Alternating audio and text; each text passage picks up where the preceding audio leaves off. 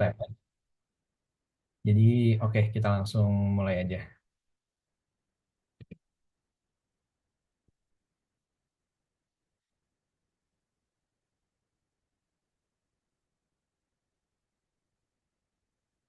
Oke, jadi di sini gue nggak bakal, apa ya, nggak bakal banyak bahas soal yang lain-lain. Ini yang bakal keluar di UTS aja. Tapi ini seingat gue ya. Seingat gue yang keluar UTS di tahun gue. Tapi harusnya tetap sama-sama aja. Karena bukunya sama silabusnya juga kurang lebih sama. Oke, jadi kita mulai aja. Jadi di sini kita masuk chapter 7 dan 8, tapi di sini gue bakal bahas chapter 7 aja, karena seingat gue chapter 8 itu nggak keluar. Jadi kita bakal bahas bonds valuation gitu, atau kita bakal memvaluasi si harga obligasi lah gitu. Oke, jadi ini beberapa ya teori cepat aja ya. Teori cepat aja beberapa kalian konsepnya yang harus kalian ngerti. Jadi ada kupon, kupon tuh ya jumlah yang kalian terima gitu, persentase yang kalian terima dari kalian beli seberapa banyak atau seberapa banyak obligasinya gitu. Misalkan kalian beli 1.000, kuponnya 3%, ya berarti kalian dapat kuponnya tuh 30 gitu. Oke, face value itu ya si par value-nya dari bond itu, kupon rate si persentasenya, terus ada maturity atau apa ya, kayak akhirnya tuh kalian tuh kapan dapat duit kalian balik lagi, sama YTM itu kayak rate-nya di market tuh berapa gitu. Nah, ini ada important formulanya. Di sini mirip-mirip ya sama NWT, tapi di sini ada tambahan si present value of the face amount gitu. Sorry, bentar. Oke, kita lanjut aja ke latihan soal. Nah, gua skip-skip aja ya. Oke, jadi di sini ditanya, misalkan YTM-nya tuh berapa sih gitu, atau R-nya berapa. Nah, di sini kalian harus dengan asumsi bla bla bla bla bla udah dikasih tahu lah gitu. Oke, jadi eh kita kan tahu ya kalau rumusnya itu yang tadi ini.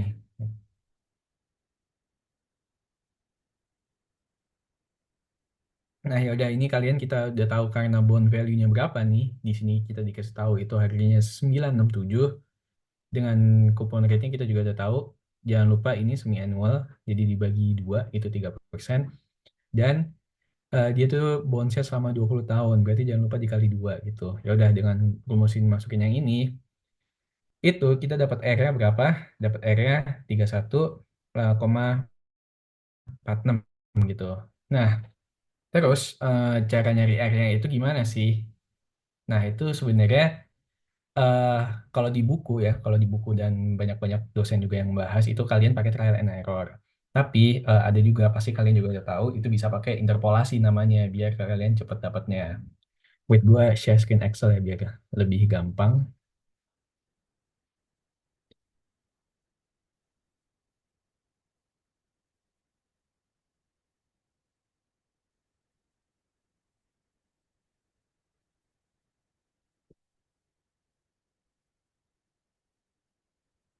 Nah, oke, bentar. Kita zoom dulu. Oke, kita kan disuruh nyari ya YTM-nya berapa gitu. Dengan par value segini, kuponnya segini, dan tahunnya segini.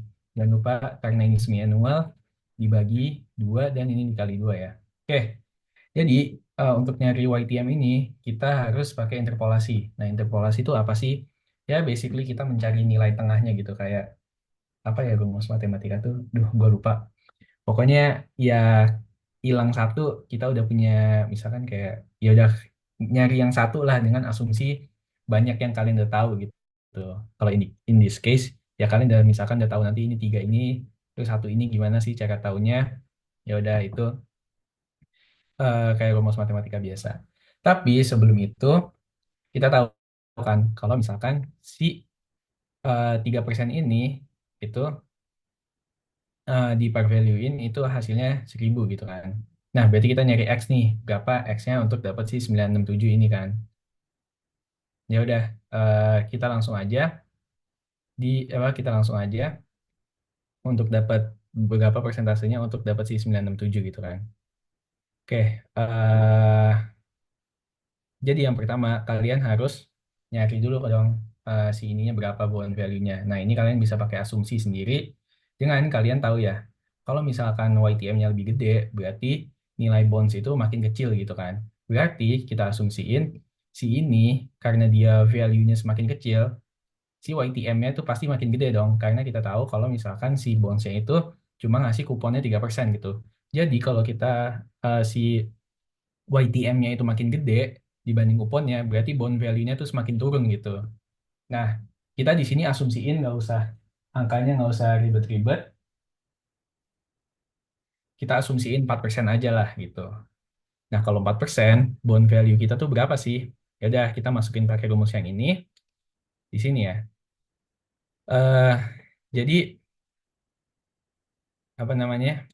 Misalkan ya udah si C-nya berarti kan pakai 3% gitu kan. Berarti 30, sorry. Ini harusnya pakai sih 40 nggak sih? Oh, sorry, benar deh. Oke, jadi kita tahu C-nya itu berapa? C-nya itu kan 30 ya.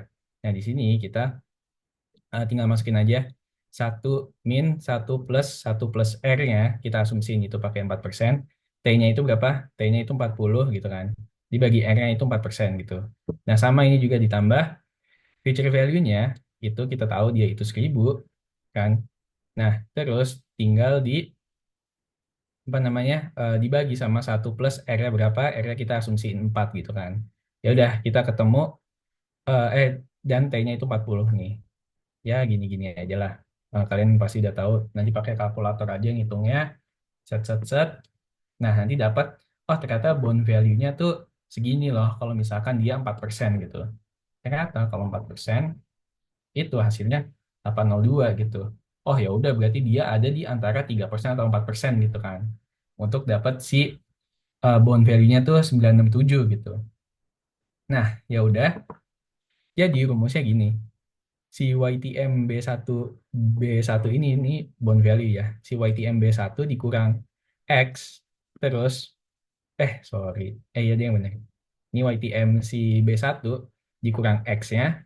Nah, terus YTM B1-nya dikurang sama YTM B2 gitu. Ini B3 ya deh, biar lebih gampang ya. Nah, terus nanti yang ininya, bond value-nya, itu tinggal si B1 dikurang B2 dan B1 dikurang B3 gitu. Jadi rumusnya ini ya. Nah, itu tinggal dimasuk-masukin aja, berarti YTM B1-nya itu 3% dikurang X dibagi sama si YTM B1 itu 3% dan YTM B3 itu 4%. Nah, nanti itu tinggal disama denganin, juga dimasuk-masukin aja, berarti 1000 dikurang 967 dibagi sama 1000 dibagi 802 gitu kan. Nah, nanti dihitung-dihitung ketemu misalkan si ini hasilnya segini kan. Ya udah, berarti si ini berarti tinggal sisa si 3% min X. Nah, ini kan min 1 ya. Min 1 pindah ke sini, temu hasilnya segini. Nah, si X itu berarti tinggal dipindah aja nih. Berarti berarti dia kan -3 berarti nambah kan. Jadi minus 3,17% karena ini masih minus, nanti dikaliin min 1 aja biar hasilnya positif gitu. Ya udah, ternyata dengan untuk mencapai hasilnya segini gitu kan. Berarti YTM-nya itu adalah si 6,33. Kenapa? Karena balik lagi, ini kita tahu kalau dia itu semi annually ya. Jangan lupa dikali 2 gitu. Nih gue coba share screen yang balik lagi. Ini gue share screen dua-duanya. Nah, sih. Nah,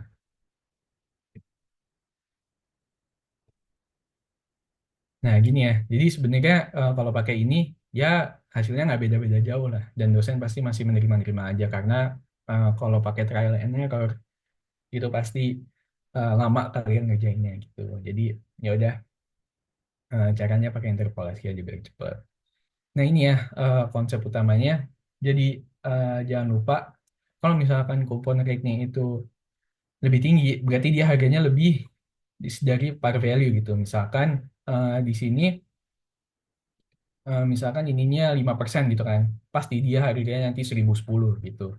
Nah, dia ya kalau misalkan si kupon rate-nya itu lebih kecil atau YTM-nya itu lebih gede gitu kan, berarti dia harga bondsnya lebih kecil. Jadi kalian untuk dapat ngira-ngira si YTM-nya itu kira-kira dulu, ya udah sebenarnya si kupon rate-nya sama YTM pada dasarnya berapa sih gitu. Ya udah misalkan ya udah untuk dapat par value itu kan 3% ya. Berarti kalau untuk karena kita tahu bond value-nya segini, berarti oh ya udah tahu dong kalau si YTM-nya pasti lebih tinggi gitu. Ya udah nanti kalian tinggiin lagi aja gitu. Bakal kira-kira sih di mana sih gitu untuk dapat segini gitu. Untuk dapat asumsi ini ya. Oke.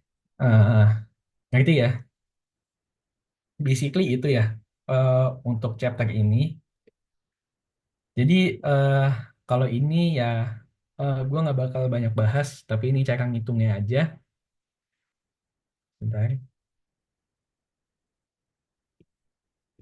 Ya udah misalkan kalian punya Bondi dan Bonpi gitu. Ya udah tahu kalau Pi itu kuponnya 9%, terus dia apa R-nya atau YTM-nya itu ya YTM-nya itu 7% dan dia selama 15 tahun gitu. Ya udah kita tahu nih ya yang si Bonpi. Nah, tinggal dimasukin ke rumusnya ini aja gitu. Karena kita tahu kalau dia 9%, berarti dan dengan par value-nya 1000, ya udah berarti ini 90 aja kan. 90 tinggal dimasukin 1 min 1 plus 1 plus R, R berapa itu 7%, dan T-nya itu berapa? 15 gitu. Dibagi lagi sama R-nya itu berapa, R balik lagi itu 7%, dan ditambah sama face value-nya itu 1000, dibagi 1 plus R berapa? 7% dan dia selama berapa? 15 tahun ya udah ketemu nanti hasilnya segini gitu. Nah, sorry ini gue rewind lagi ya soalnya kita disuruh nyari ininya, nyari capital gain yield-nya, berarti perbedaannya gitu tiap tahun berapa. Nah, ini kita nyari di tahun kedua gitu.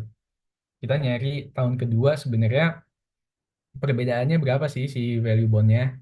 Nah, ya udah berarti sama aja sama yang sebelumnya, tapi kita pakai yang apa namanya dikurangin satu. Kenapa? Karena ya kita 1 tahun udah berjalan lah asumsinya gitu. Berarti ini sama aja, tinggal 90 dikali sama 1 min 1 plus 1 dibagi 1 plus R-nya berapa? R-nya 7% dan T-nya itu si 14 gitu. Nah, dibagi lagi sama 7% ditambah sama face value-nya itu berapa? 1000 dibagi sama 1 plus R-nya berapa? 7% dipangkatin sama 14. Nanti ketemunya segini gitu. Nah, ya udah nanti ketemu capital gain yield-nya tinggal di ya kayak rumus growth-nya aja gitu kan. Berarti new price dikurang original price dibagi sama original price. Oh ya udah berarti kita tahu kalau dia value-nya turun, berarti lu ya ruginya segini gitu. Ruginya 0,61% gitu. Nah, sama juga kayak Bondi, tapi dia dikasih tahu kalau di sini dia itu kupon rate-nya 5% gitu. Berarti ya udah sama aja 5% dikali 50 ketemu hasilnya 5% dikali 1000 ketemu hasilnya 50 kan. Tinggal dimasukin lagi aja berarti 50 dikali 1 min 1 dibagi 1 plus kita tahu R yang sama itu 7% dan T-nya itu 15 dibagi sama 7% lagi. Ditambah sama face value-nya itu berapa? 1000 dan dibagi sama 1 plus R-nya itu berapa? 7% balik lagi dan T-nya itu 15. Nanti ketemu hasilnya 817 gitu kan. Nah, yang ini juga sama ya, nyari capital gain yield sama aja. Berarti tinggal diganti aja tahunnya. Dia pakai 14 ya, sama kayak yang sebelumnya. Ketemu hasilnya segini. Dan berarti untuk capital gain yield-nya ya udah berarti new price dikurangin original price dibagi original price gitu kan. Oh, ketemu ternyata value-nya naik loh sebanyak 0,89% gitu. Oke, eh, yang lainnya sebenarnya kurang lebih sama ya. Ini gue bakal bahas cepet aja. Yang penting kalian itu harus ngerti yang ini ya. si nyari YTM. Karena seingat gue ini yang pasti bakal keluar gitu. Jadi kalian ingat-ingat aja si rumus interpolasi ini sama rumus bond value-nya. Step satu pokoknya kalian cari dulu dengan asumsinya berapa, itu nanti ketemu bond value-nya ya gitu. Terus nanti tinggal diinterpolasiin gitu. Pakai rumus yang ini. Nanti kalian banyak-banyak latihan aja juga itu udah jalan sendiri lah. Tuh. Oke, kita lanjut aja. Sebentar.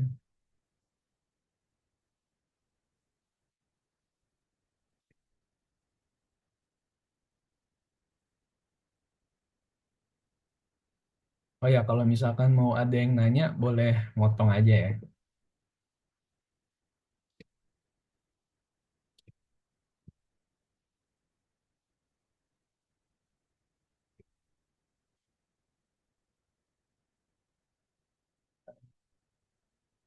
Eh, ini juga nggak keluar.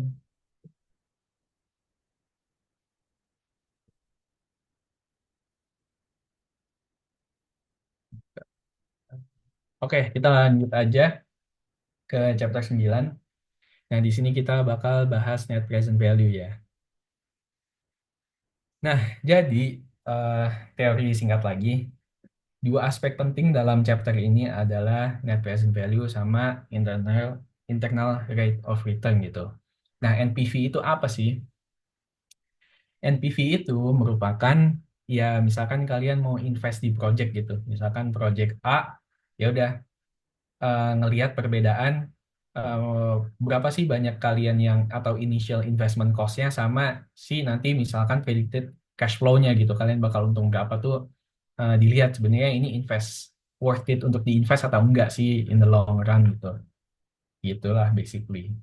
Gitu. Jadi tinggal si initial cost-nya dikurang atau initial outlay-nya ya dikurang sama si eh, future predicted cash flow-nya atau nanti kalian bisa pakai rumus si present value bla bla bla bla bla inilah gitu. Sebenarnya rumusnya juga sama aja sih sama yang bond value tadi. Nah, sedangkan kalau IRR itu apa sih? Kita ngelihat IRR itu discount rate-nya yang bikin nol si NPV-nya gitu. Nanti kita praktek lebih lanjutnya. Oke, jadi yang pertama itu ada soal ini. Kalian bakal ditanya profitability index-nya. Ini basically juga gampang aja. Nyari profitability index adalah rumusnya si apa namanya predicted cash flow kalian nih selama misalkan kalau di sini 3 tahun dibagi sama initial outlay kalian gitu atau initial cost of investmentnya kalian tuh berapa sih untuk eh, misalkan ngejalanin bisnis ini gitu. Ya udah berarti kita pakai rumus yang ini sama aja. Kita juga jadi kasih tahu ya kalau misalkan si area itu 10% berarti 37.000 dikali sama satu minus satu dibagi satu plus R berapa 10%, T-nya berapa, T-nya 3 tahun, dan dibagi sama 10% lagi. Nanti kalian hitung pakai kalkulator biasa, terus dibagi sama si 82.000 nih. Ya udah, nanti ketemu profitability index-nya itu adalah 1,140 gitu. Nah, kita lanjut dengan project yang kedua, itu sebenarnya juga sama aja ya. Kalian rumusnya tapi pakai yang cash flow yang kedua. Jadi C-nya itu berapa? C-nya itu kita tahu dia konstan ya 11.200 dikali sama 1 min dibagi satu min satu plus satu satu dibagi satu plus area berapa area 10% dan dipangkatin sama 3 tahun gitu. Nah dibagi sama area lagi itu 10% nanti ketemu 1,284. Ya udah dengan nanti kalian kan suruh apa suruh kasih conclusion lah gitu kan kalau conclusionnya juga yang susah-susah nggak susah-susah banget jadi bilang aja dengan melihat em, melalui pendekatan profitability index ya udah kita nyari yang lebih besar dong jadi kita nyari project si project cash flow yang kedua ini gitu. Nah, di sini kita disuruh bandingin nih, tapi kita pakai si NPV gitu kan. Kalau pakai NPV caranya gimana sih? Yang tadi gue udah bilang, sebenarnya si NPV itu adalah si projected cash flow dikurang sama si initial outlay atau initial investment cost-nya gitu. Ya udah, kalian tinggal ngitung aja sama rumusnya ya. Berarti nanti si hasil dari ini dikurang sama si hasil dari dikurang sama cash flow-nya gitu. Dikurang sama initial outlay-nya. Nah, ini sama aja gue balik. Ini tinggal nanti di ujung-ujungnya dikasih minus aja ya gitu. Ya udah, berarti minus 82.000 ditambah sama kayak tadi ya ini ya. Pakai rumus ini tinggal dimasuk-masukin. Nah, ketemu nih NPV si cash flow satu tuh berapa sih? Segini gitu. Nah, kita lanjut lagi ke NPV yang cash flow kedua. Nah, caranya gimana? Caranya juga kurang lebih sama. Jadi, si cash flow yang ini tinggal ditambah sama si initial, sama, sorry, initial outlay yang ini ditambah sama si projected cash flow selama 3 tahun ke depan gitu. Ya udah, dia tuh hasilnya segini. Ya udah, bilang aja nanti kesimpulannya apa. Kesimpulan kita melihat pendekatan NPV itu ternyata yang lebih menguntungkan si project satu itu. Kita lanjut ya. Oke, nanti misalkan kayak ya udah disuruh explain, suruh pakai yang mana, ya udah kalian bilang aja sebenarnya kalau si pakai NPV ya udah ternyata si project satu gitu. Tapi kalau pakai profitability index atau PI, kalian gimana yang project satu gitu aja sih.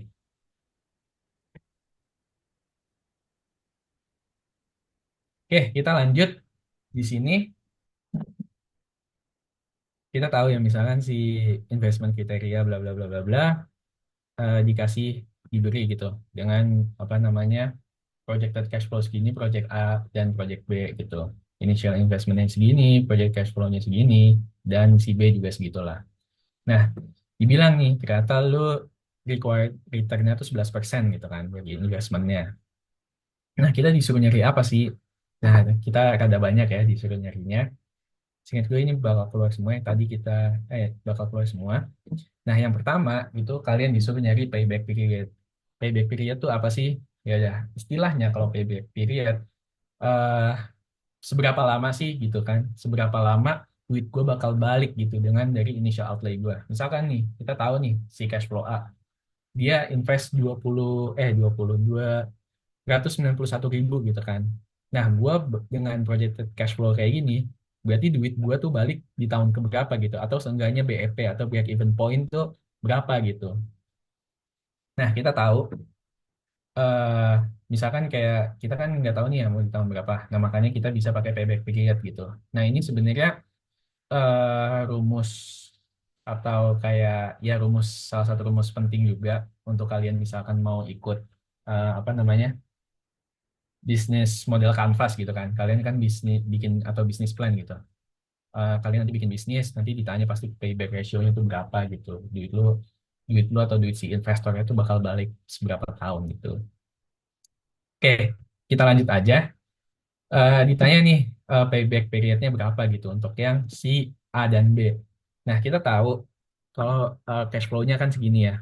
Berarti cara mudahnya adalah tinggal dikurang-kurangin aja gitu kan.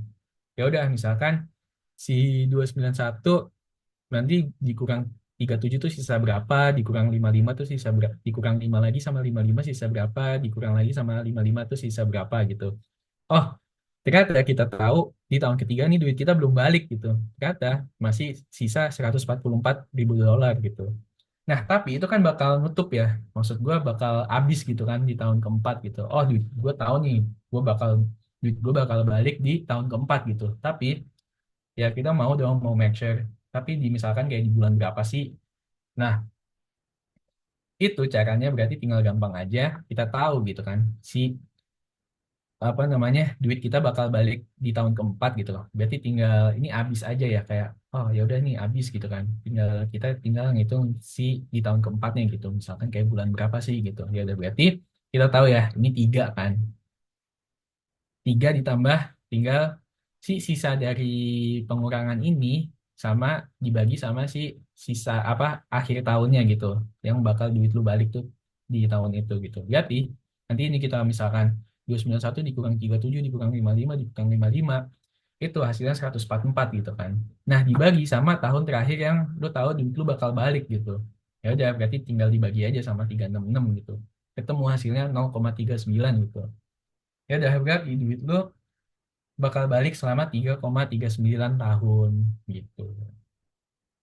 Cara mudahnya cara biar ngerti konsepnya aja ya udah berapa tahun sih duit gue bakal balik gitu dengan initial outlay gue segini gitu. Oke, lanjut ya. Yang B itu juga sama aja sebenarnya. eh Kita tahu ya, kalau misalkan dia tuh initial outlay-nya 41.600 dan kira-kira bakal balik di berapa sih gitu. Ya udah, ini kita dikurangin dulu nih. Kita tahu tahun pertama nggak bakal balik, kita tahu tahun kedua itu nggak bakal balik. Nah, kita udah kurangin, ternyata tuh sisa 4.000 gitu kan. Sisa 4.000, oh ya udah gue tahu nih pasti di tahun ketiga bakal balik. Ya udah nanti sisanya tinggal dibagi sama si 17.200 gitu. Nanti ketemu itu hasilnya adalah 0,23 karena kita tahu kita udah wasted 2 tahun ini, ya udah berarti tinggal ditambah aja sama 2. Jadi kita tahu gitu kalau duit kita bakal balik selama 2,23 tahun, 2, iya 23 tahun gitu gitu ya. Dengan asumsi tersebut gitu kan, kita melihat oh ya udah, misalkan investor atau kita nih mau cepet-cepet duitnya balik lah gitu kan, ya udah berarti kita akan milih project B dibanding project A gitu. Kalau mau diinterpretasi ya. Nah, eh, ini sama aja yang nomor dua, tapi kita melihat discounted gitu kan. Nah, discounted itu sama aja rumusnya kayak yang kita balik ke ini ya. Bentar.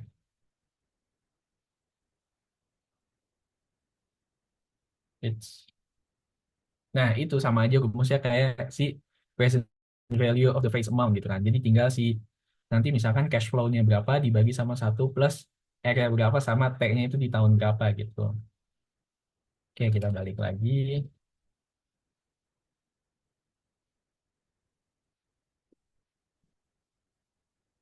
Nah, berarti ini sama aja ya berarti. Kita cari satu-satu lagi, tapi kita tahu kalau misalkan dia di discounted 11% gitu. Ya udah, berarti kita cari satu-satu untuk project A, tinggal 37.000 dibagi 1 plus 11% dipangkatin sama satu gitu kan, karena dia di tahun pertama. Nah, kita lanjut lagi yang di tahun keduanya gitu. Berarti 55.000 dibagi 1 plus 11% dipangkatin 2 dan lanjut lagi nanti dipangkatin 3 gitu kan. Oh, ketemu hasilnya segini dan di tahun terakhir itu sama aja gitu. Si 366 dipangkatin sama si 1 plus 11% pangkat 4 gitu kan karena di tahun keempat atau di tahun terakhir. Nah, ya udah karena kita tahu berarti si tiga ini berarti kalau duit kita tuh kan tetap nggak habis gitu kan di tahun ketiga, bakal habis di tahun keempat. Ya udah rumusnya sama aja berarti yang tadi gue bilang 291 dikurang sama hasil 3 tahun, si tahun pertama sampai tahun ketiga ini dibagi sama si tahun keempat ini gitu. Ya udah ternyata hasilnya 0,72 gitu. Ya udah berarti duit gua bakal balik selama 3,72 tahun gitu. Oke, eh, sama aja ya. Yang B juga. Jadi tinggal di discounted aja berarti di si 20.000 di tahun pertama itu dibagi 1 plus 11% pangkatin satu, terus nanti ditambah lagi sama 17.600 dibagi 1 plus 11% dipangkatin 2, kita tahu 32.000, berarti tinggal sisa dikit kan. Oh ya udah berarti kita coba nih hitung dulu di sini tuh berapa sih gitu kan. Kita tahu di tahun ketiga itu 17.200 dibagi 1 plus 11% pangkat 3. Kita tahu nih kalau misalkan hasilnya sih itu 12.500 gitu kan. Ya udah, sama kayak rumus yang tadi, kita tahu kalau misalkan dua itu karena kita di tahun pertama dan tahun kedua itu nggak bakal balik duitnya berapa, ya udah nanti tinggal dibagi sama si tahun baliknya itu. Berarti di tahun ketiga kita pakainya yang si 12.000 kan. Ya udah dapat hasilnya 0,74. Berarti nanti tinggal ditambah aja 2 ditambah 0,74, berarti duit gua balik selama 2 tahun, 2 tahun, 2,74 tahun gitu. Ya udah, berarti nanti sama aja. Jawabannya nomor 3 kenapa? Ya udah, berarti kita simpulin aja kalau misalkan di si Project B ini duitnya bakal balik lebih cepat gitu. Oke, kita lanjut ya ke NPV gitu kan. Nah, tadi kan kita udah tahu ya, kalau misalkan nyari NPV dengan constant cash flow atau cash flow yang konstan konstan gitu kan selama misalkan 3 tahun, ini kan kita pakai rumus si NWT ini kan. Nah, di sini kondisinya ternyata cash flow-nya itu tiap tahun beda gitu. Nah, rumusnya gimana sih? Nah, ini nggak ada rumus cepat. Jadi kalian mesti ngitung satu-satu. Mau nggak mau gitu kan. Beda, tapi nggak susah. Itu juga tinggal discounted aja seperti yang ini ya. Jadi kita tahu kalau initial outlay-nya itu 291 ribu. Berarti nanti dia dikurangin sama si eh, cash flow tahun pertama sampai tahun keempat yang udah di discounted gitu.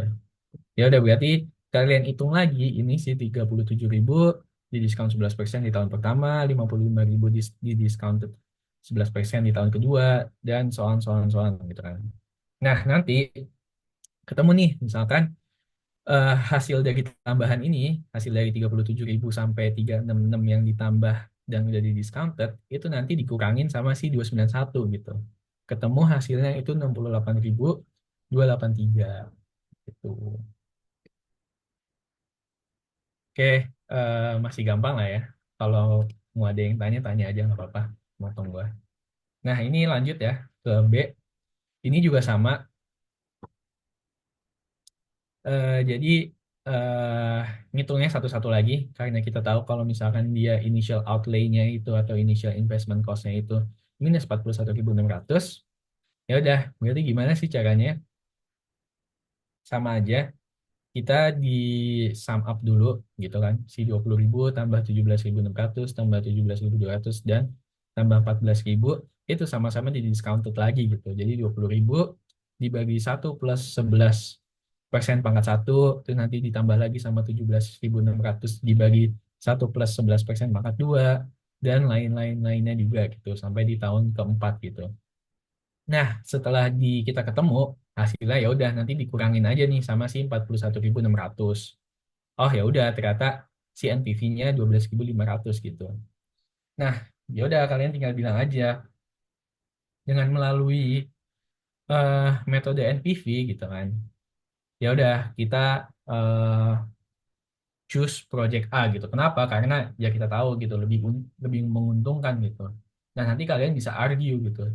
Misalkan kayak nih dikasih tahu misalkan si 8, misalkan kita di A dan misalkan di nomor 1 dan 4, walaupun si apa walaupun si project B itu dapat duitnya lebih cepat, tapi kita tetap bisa milih si project A. Kenapa? Ya balik lagi karena kita lebih untung ujungnya gitu. Gitulah. Nah, oke, kita lanjut. Di sini ada, kita disuruh ngitung si apa namanya IRR gitu. Nah, IRR itu apa? Balik lagi, IRR itu adalah berapa persen sih, atau misalkan berapa return, berapa R-nya itu biar si NPV-nya nol gitu kan. Nah, ini bakal pakai rumus interpolasi lagi. Ini gua apa namanya? Buka di Excel aja. Bentar.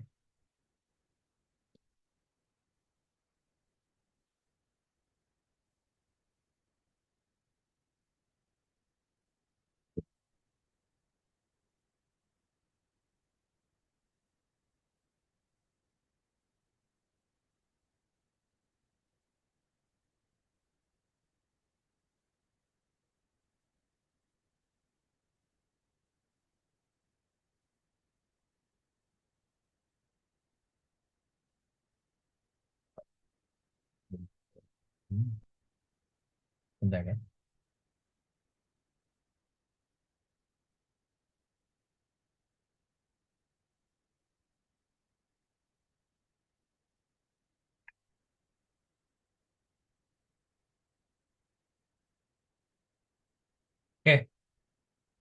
kita lanjut. Ini tadi ya, yang nomor 4 tadi, rumusnya kayak gini kalau di Excel. Nah, kita lanjut ke si untuk nyari IRR gitu kan. Nah, nyari IRR itu sebenarnya pakai interpolasi, sama aja lah kayak yang tadi gitu. Ya udah, kita tahu nih kalau misalkan NPV-nya segini kan. Nah, biar dia jadi nol itu gimana sih? Nah, biar dia jadi nol, ya udah kalian ini rumusnya jadi bukan rumusnya sih.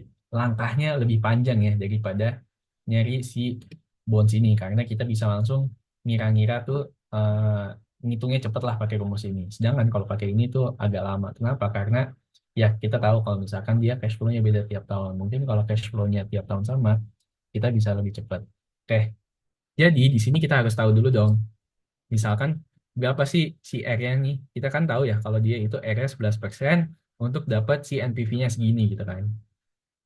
Untuk dapat NPV-nya 68 ribu gitu. Nah, kalau misalkan NPV-nya nol itu harus berapa sih gitu. Ya udah, jadi kalian kira-kira dulu aja gitu kan. Misalkan untuk dapat dia nol berapa, pasti kita nyarinya angkanya yang lebih gede dong. Ya udah di sini gua asumsiin dia pakai 15% dan pakai 20% gitu. Nanti kalian bisa kira-kira aja lah gitu mau berapa. Yang pasti itu kalian cari range-nya ya. Pokoknya range-nya pasti lebih gede gitu. Nah, eh dan kalau misalkan itu misal kayak beda jauh gitu, misalkan berapa ya, 15 sampai 30 gitu, ya itu nggak apa-apa, ujung-ujungnya tetap bakal ketemu kok, tapi ya itu untung-untungan aja gitu. Nah, jadi balik lagi, kita ngitungnya pakai si NPV, kita nyari NPV dulu nih tiap tahunnya berapa sih, yang 15%-nya berapa, yang 20%-nya berapa.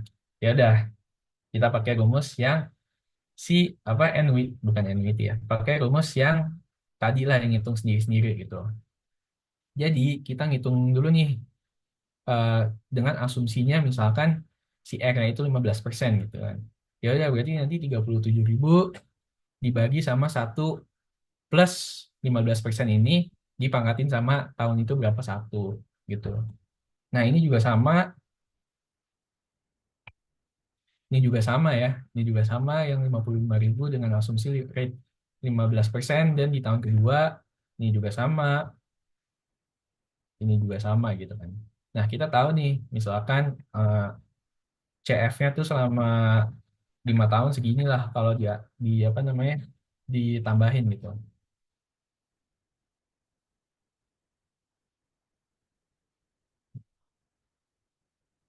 Oke, kita tahu nih. Ya udah kita hitung lagi dong NPV-nya berapa.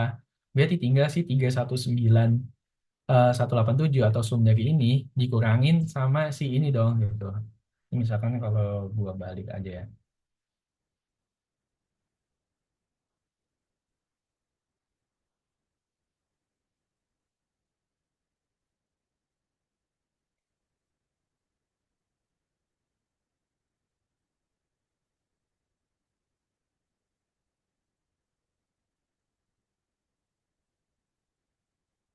Berarti dia untuk cari tahu NPV-nya adalah initial apa namanya projected cash flow-nya dikurang sama si initial outlay-nya gitu.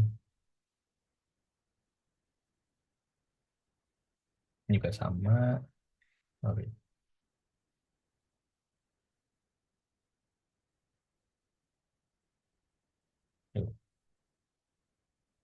Berarti kita tahu kalau misalkan yang 15% segini ya gitu. Nah, kita lanjut nih. Ngitungnya pakai yang 20% gitu.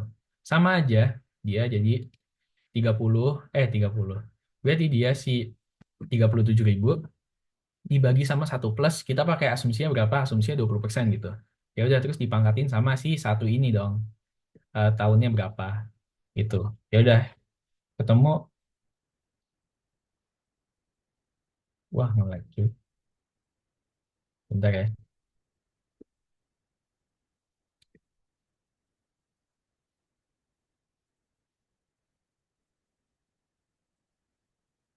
Ini suara gue nge-lag nggak ya?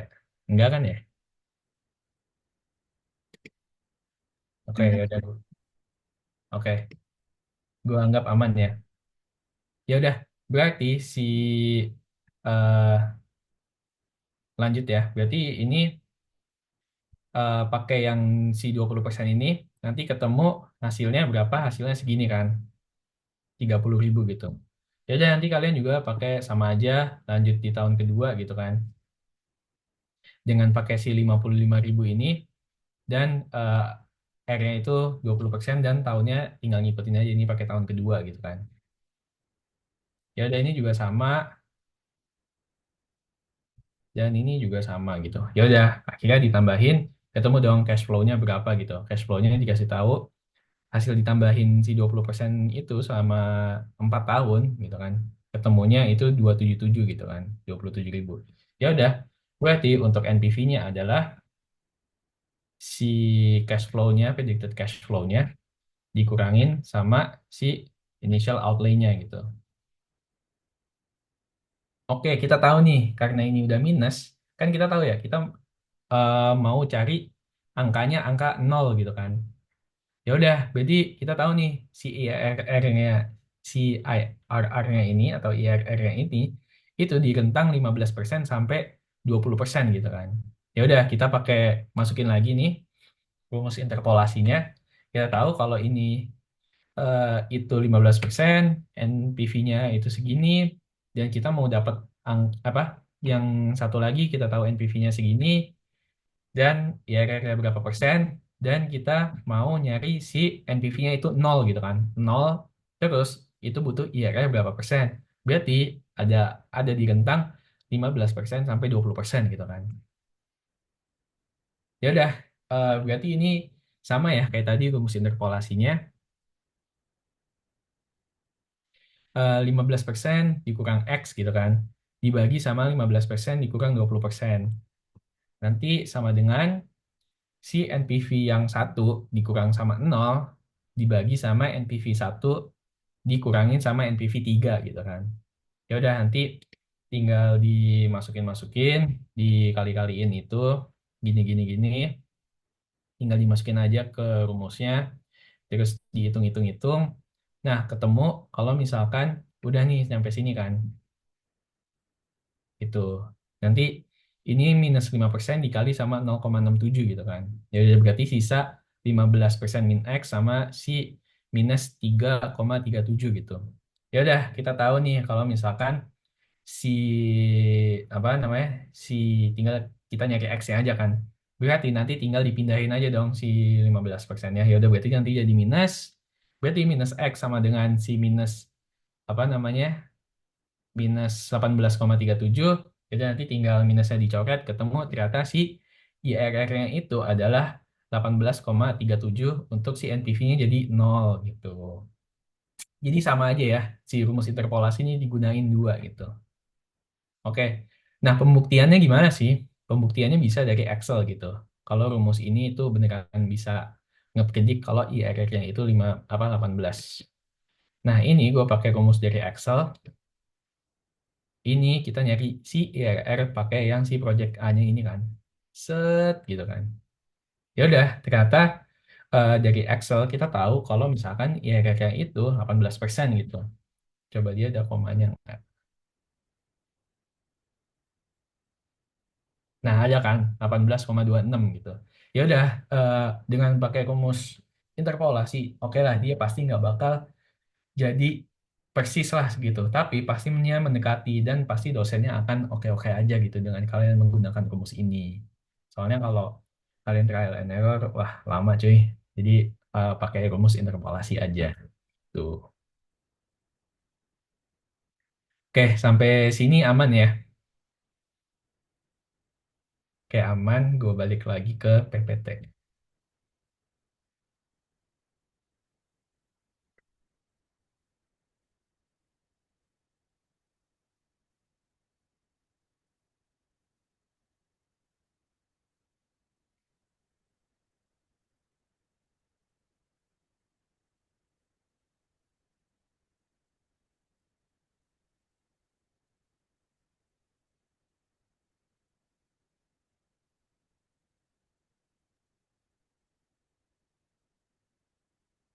Oke, kita lanjut ya. Nih, bener kan kalau misalkan eh ini gue pakai jawaban di buku atau kunci jawabannya itu jawabannya 18,26 dan nggak beda jauh gitu sama kita ngitung sendiri.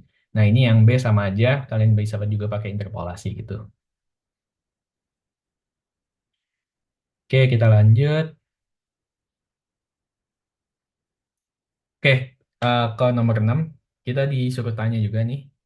Kita kalau pakai profitability index, balik lagi yang pertama, tapi di sini kita asumsikan dengan discounted gitu. Ya udah,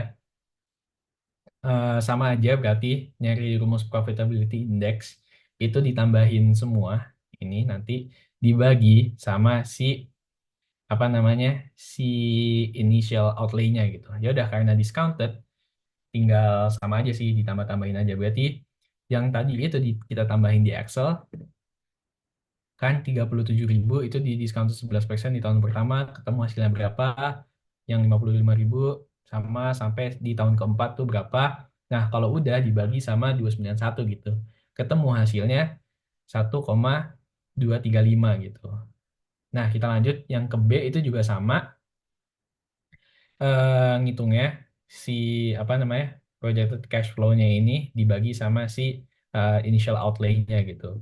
Ya udah berarti 20.000 dibagi 1 plus 11% pangkat satu dan juga sampai tahun keempat gitu. Nanti dibagi hasilnya sampai sampai sama 41.600. Ketemu hasilnya 1,3 gitu. Oh ya udah bilang lagi aja dengan melalui profitability index yang udah di discounted, kita tetap milih si project B gitu. Ya udah gitu aja sih. Nah, ini juga sama aja ya sebenarnya nyari IRR juga pakai apa namanya? Pakai pakai interpolasi, tapi kalian nanti bisa coba sendiri aja. Basically sama aja ya, nyari IRR berapa gitu. Nah, di sini gue bakal lebih ngebahas pakai apa sih NPV-nya aja, karena lebih mudah di andai-andai gitu kan. Ya udah NPV-nya berapa sih? Di sini kita cari 12% gitu. Ya udah, misalkan kalau 12% itu eh, tinggal si ininya apa namanya project apa sih initial outlay-nya nanti dikurang sama si 49.000 yang udah di discounted sama 12% di tahun pertama dan dikurangin lagi sama si 41.000 dibagi sama yang udah di discounted 12% di tahun kedua gitu. Nanti ketemunya oh NPV-nya negatif nih gitu kan. Ya udah kalau misalkan di sini kita bilang kalau rate-nya 0 tuh NPV-nya berapa sih gitu. Ya udah berarti nggak ada R-nya dong.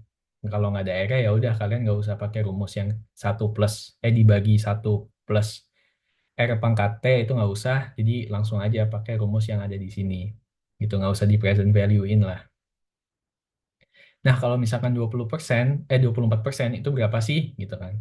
Ya udah kalian bisa nih sama aja kayak yang ini tapi tinggal diganti persentasenya. Berarti 74.000 dikurang sama 49.000 dibagi sama 1 plus 24% pangkat satu dikurang lagi sama 41.000 dibagi sama 24% dipangkatin 2 karena di tahun kedua. Nanti tinggal dikurang-kurangin ketemu hasilnya segini. Nah, kalian itu bisa pakai rumus interpolasi lagi nih. Oh, kalian tahu dong kalau misalkan kalau pakai si 12% tuh udah kurang dari nol gitu kan karena udah minus 2.000 gitu kan. Ya udah nanti kalian bisa pakai rumus interpolasi dengan si NPV-nya misalkan 2.400 dengan 12% dan yang satu lagi itu 24.000 dengan apa namanya dengan NPV-nya 7.800 gitu. Ya udah kalian bisa pakai rumus interpolasi karena kita tahu nih kalau misalkan si NPV-nya ini udah nol gitu, udah kurang dari nol, jadi kan pasti persentasenya itu rentang antara 12% dan 24%. Nah, nanti kalian hitung-hitung pakai interpolasi kayak tadi, ketemu deh hasilnya itu 14,57 atau mendekati lah, mendekati 14,57% karena ini pakai Excel gitu, jadi emang lebih pasti aja, gitu deh.